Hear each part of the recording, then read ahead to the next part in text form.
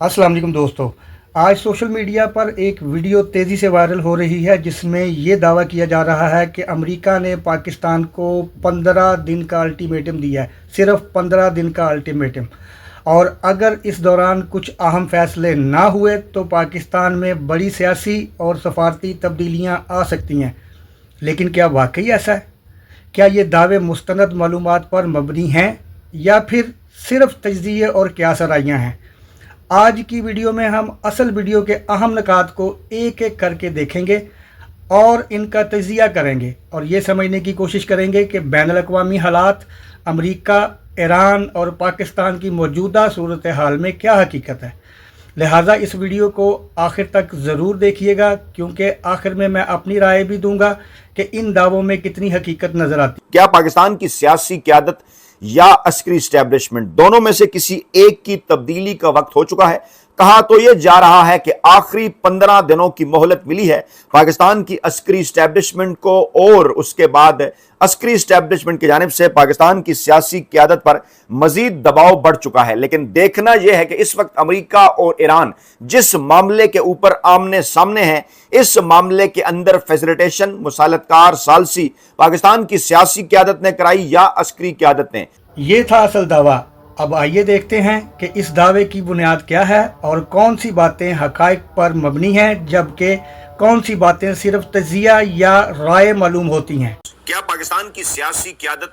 या अस्करी इस्टेब्लिशमेंट दोनों में से किसी एक की तब्दीली का वक्त हो चुका है? कहा तो यह जा रहा है कि आखिरी 15 दिनों की मोहलत मिली है पाकिस्तान की अस्करी इस्टेब्लिशमेंट को, और उसके बाद अस्करी इस्टेब्लिशमेंट की जानिब से पाकिस्तान की सियासी क़यादत पर मजीद दबाव बढ़ चुका है। लेकिन देखना यह है कि इस वक्त अमेरिका और ईरान जिस मामले के ऊपर आमने सामने है, इस मामले के अंदर फैसिलिटेशन मुसालतकार सालसी पाकिस्तान की सियासी क़यादत ने कराई या अस्करी क़यादत ने? अमेरिकी इस्टेब्लिशमेंट अगर दबाव बढ़ाएगी तो सियासी क़यादत पर या अस्करी इस्टेब्लिशमेंट पर? गैर जानबदार हल्के ये दावा करते हैं कि डेफिनेटली ये जो अल्टीमेटम है 15 दिनों का, ये पाकिस्तान की अस्करी इस्टेब्लिशमेंट ही को दिया गया है। इसकी तफसीलात रखते हैं आपके सामने, और कुछ ऐसी हेडलाइंस जो ये बता रही हैं बैनुल-अक़वामी मीडिया की, इंटरनेशनल मीडिया की, कि अगर पाकिस्तान की इस्टेब्लिशमेंट की जानिब से अमरीकी ख्वाहिशात के ऊपर अमल ना किया गया तो आगे चलकर आइंदा 15 दिन पाकिस्तान की अस्करी इस्टेब्लिशमेंट के हवाले से इंतहाई डिसेसिव हो सकते हैं, इंतहाई मानी खेज और नतीजा खेज हो सकते हैं, क्योंकि अमेरिका में बाकायदा तौर पर पाकिस्तान के मुख्तदर हलकों के खिलाफ कार्रवाई के अमल का आगाज, उसकी बाकायदा तौर पर बुनियाद बनाई जा चुकी है। इसकी तफसीलात रखते हैं आपके सामने, लेकिन पहले एक तरतीब के साथ अमेरिका और ईरान मुसलसल चौथा पांचवा दिन अमेरिका की जानिब से ईरान पर हमले, और उसके बाद ईरान की जानिब से मशरिक़ वस्ता में जो मौजूद अमरीकी अड्डे हैं वहां पर जवाबी रद्द-ए-अमल वो किस किस्म के हालात पैदा कर रहा है। एक तरतीब है, मैं आपके सामने रखता हूं। जैसे अगर आप इसी खबर को देखें कि मुआहदा ना किया तो अगले हफ्ते ईरान के तमाम बिजली घर तबाह कर देंगे। ये गुज़श्ता 24 घंटों के अंदर अमेरिकी सदर डोनाल्ड ट्रंप की जानिब से दी जाने वाली सबसे बड़ी धमकी है, और वो कह रहे हैं कि जब तक मैं ना कह दूं कि बस बहुत हो गया, उस वक्त तक ईरान के ऊपर हमले जारी रखेंगे। और हम ये कह रहे हैं कि आप हमारे साथ मुआहदा करें। किस मुआहदे की अमेरिकी सदर डोनाल्ड ट्रंप जिक्र कर रहे हैं? ईरान भी पूछ रहा है पाकिस्तान की क़यादत के से कि जनाब आपने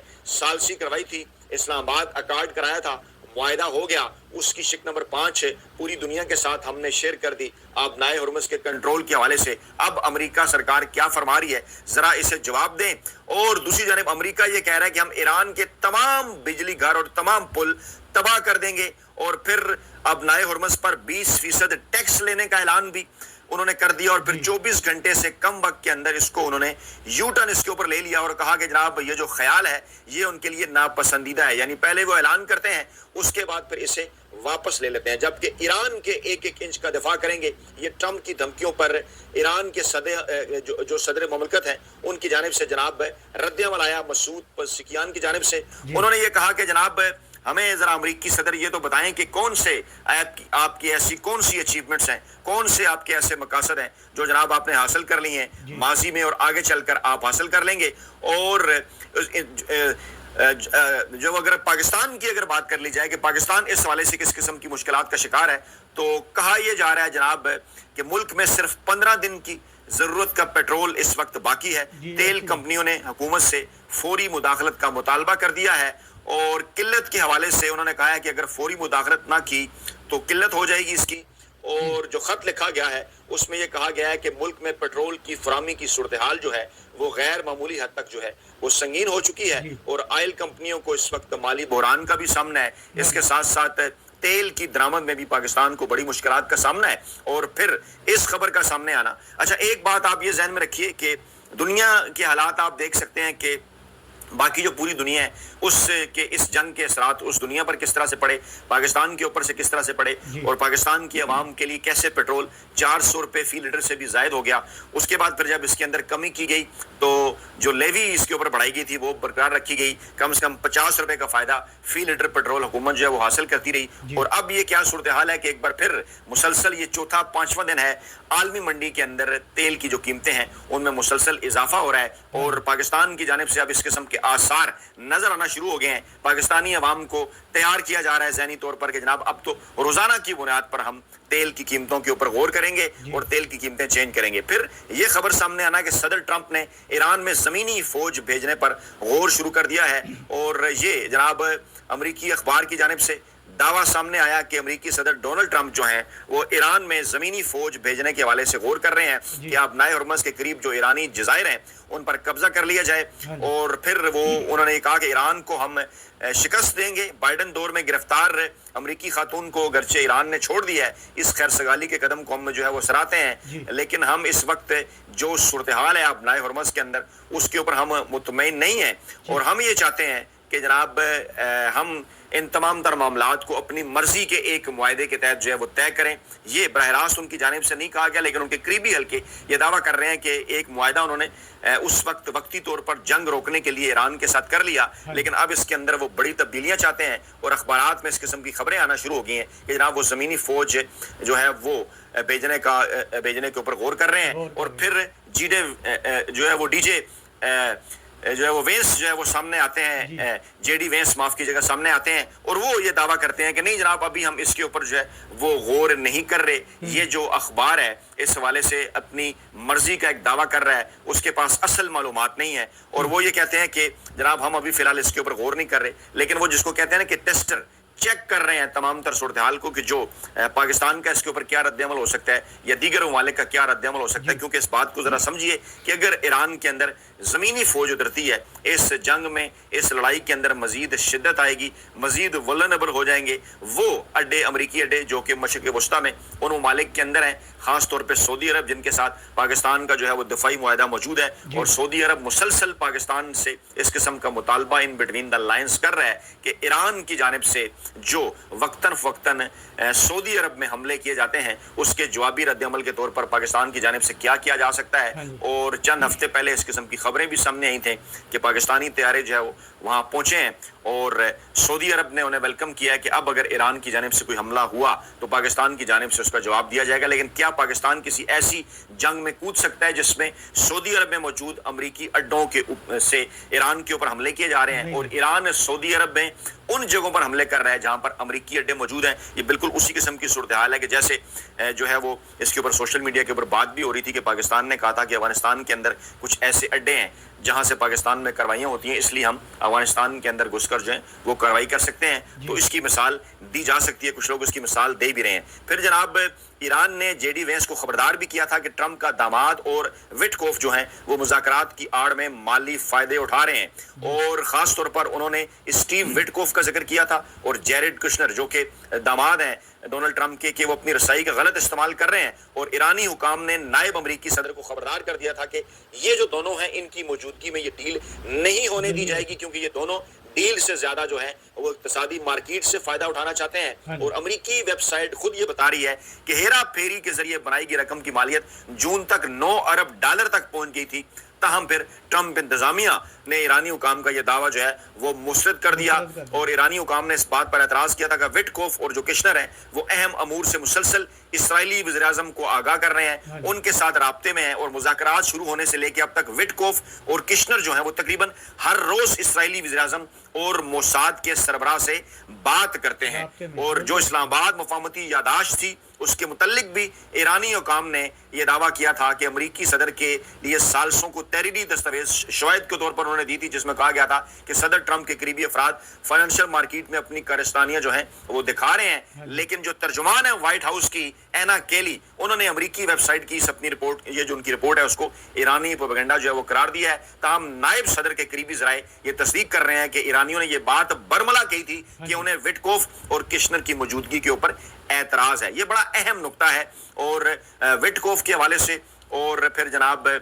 اسی طرح سے کشنر کے حوالے سے ایرانی حکام کی جانب سے یہ جو اعتراض کیا گیا تھا، اس کی تفصیلات امریکی صدر ڈونلڈ ٹرمپ تک بھی پہنچا دی گئی تھی۔ لیکن یہ وہ تمام تر معاملات ہیں جو پاکستان کو بطور ثالث ایک نئی مشکل کے اندر ڈال رہے ہیں۔ یہ جو میں نے 3-4 ہیڈ لائنز آپ کے سامنے رکھی، ذرا ان حالات کا آپ جائزہ لیجئے، اور اس کے بعد پاکستان کے اندر جو سیاسی صورتحال ہے اس کا جائزہ لیجئے کہ اس وقت کسی قسم کا کوئی نیریٹو ہے اس سیاسی حکومت کے پاس موجود نہیں، اس کے پیچھے جو عسکری اسٹیبلشمنٹ ہے ان کے پاس بھی موجود نہیں، اور دباؤ سیاسی قیادت کے اوپر پڑتا چلا جا رہا ہے۔ آپ فارم 47 کی حکومت ہے، آپ کوئی نیریٹو نہیں بنا سکے، یعنی ایک تبدیلی کے حوالے سے اس وقت ہوا پاکستانی میڈیا کے اندر چل پڑی ہے، اور کچھ لوگ یہ بات کر رہے ہیں کہ یہ جو امریکہ کی جانب سے پاکستان کی عسکری اسٹیبلشمنٹ کے اوپر دباؤ ہے، اس دباؤ سے نظر ہٹانے کے لیے سیاسی قیادت کے اوپر دباؤ کا تاثر دیا جا رہا ہے۔ یعنی امریکہ سے اگر عسکری اسٹیبلشمنٹ پر دباؤ آئے گا تو عسکری اسٹیبلشمنٹ سیاسی قیادت، جو کہ ایک نام ناز سیاسی قیادت ہے جس کے پاس کوئی عوامی مینڈیٹ نہیں ہے، اس کے اوپر دباؤ ڈالے گی۔ لیکن سوال تو یہ پیدا ہوتا ہے کہ جو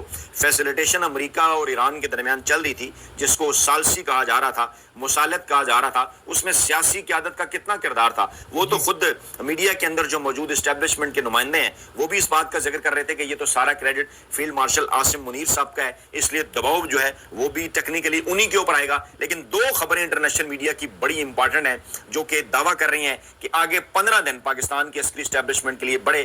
جو ہے وہ معنی خیز اور نتیجہ خیز ہونے جا رہے ہیں۔ ایک جناب امریکہ میں پاکستان کے فوجی سربراہ جنرل عاصم منیر صاحب کے خلاف پابندی کا ایک بل آیا تھا امریکی ایوان نمائندگان میں، جو 2 امریکی قانون سازوں نے پیش کیا تھا، جس میں سابق وزیر اعظم عمران خان کے ساتھ جو ظلم، باقاعدہ طور پر ذکر ہے کہ ظلم اور انسانی حقوق کی جو خلاف ورزیاں ان کے حوالے سے کی جا رہی ہیں، اس پر انہوں نے پاکستانی حکام پر پابندیاں عائد کرنے کا مطالبہ کیا تھا۔ اور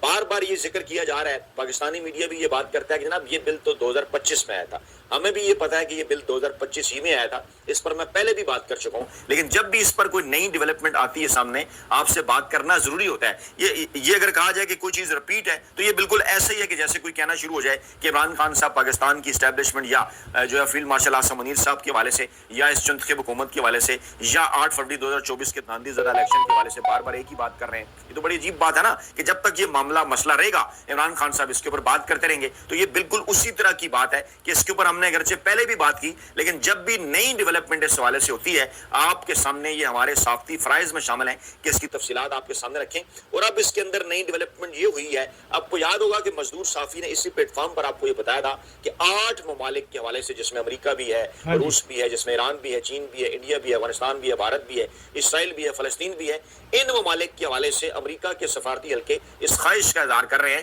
کہ پاکستان کی خارجہ پالیسی میں بقول ان کے کچھ خوشگوار تبدیلیاں آنی چاہیے۔ اب یہ کہا جا رہا ہے کہ پاکستانی جو دفتر خارجہ ہے وہاں پر جو ان تمام تر ممالک کے حوالے سے مختص کیے گئے جو ڈیسک ہیں، جو مخصوص کیے گئے ڈیسک ہیں جو پاکستان کی خارجہ پالیسی ترتیب دیتے ہیں، وہاں پر ان پٹس کچھ حلقوں کی جانب سے آ چکا ہے کہ پاکستان کی پالیسیوں میں ممکنہ طور پر کیا تبدیلیاں ہو سکتی ہیں، اسرائیل کے حوالے سے کیا ہو سکتا ہے، فلسطین کے حوالے سے کیا ہو سکتا ہے، ایران کے حوالے سے، سعودی عرب کے حوالے سے، امریکہ کے حوالے سے، اور اس کے ساتھ ساتھ جناب افغانستان، بھارت کے حوالے سے، روس، چین کے حوالے سے کیا کیا تبدیلیاں ہو سکتی ہیں۔ اس پر باقاعدہ طور پر پاکستانی دفتر خارجہ اور ان ممالک کے اندر پاکستان کے جو متعلقہ سفارت خانے ہیں ان کے مخصوص ڈیسک پر اس حوالے سے کام ہو رہا ہے۔ اور بیک گراؤنڈ اس کا یہ ہے، کہا یہ جا رہا ہے کہ کیونکہ امریکہ کی جانب سے دباؤ بڑھ رہا ہے اور امریکی قانون سازوں کا فیلڈ مارشل عاصم منیر صاحب کو جواب دہ بنانے سے متعلق ایک خط جو کہ امریکی انتظامیہ کو بھیجا گیا تھا، امریکی صدر ڈونلڈ ٹرمپ کو بھی، وزیر خارجہ مارکو روبیو کو بھی، یہ بات بھی دسمبر 2025 کی ہے، لیکن ایسی چیزوں میں وہاں کے جو تجزیہ نگار ہیں، جو خارجہ امور کے اوپر بڑا گہرا جو ہے وہ اس کے اوپر